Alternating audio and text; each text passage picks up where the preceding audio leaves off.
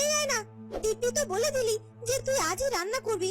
বলি সবে কাল এসেছি এই বাড়িতে, তা আজ থেকে কেন রান্না করতে হবে শুনি?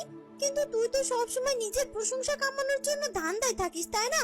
যেই সুযোগ পেয়েছিস অমনি হাতছাড়া হতে দিলি না, তাই তো?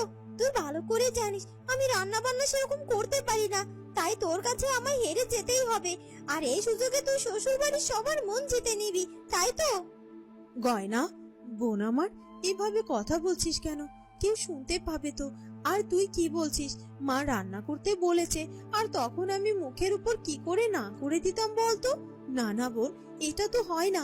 তার চেয়ে আমরা দু বোন মিলেমিশে রান্না করি, দেখবি আমাদের দুজনের রান্নাই খুব সুস্বাদু হবে।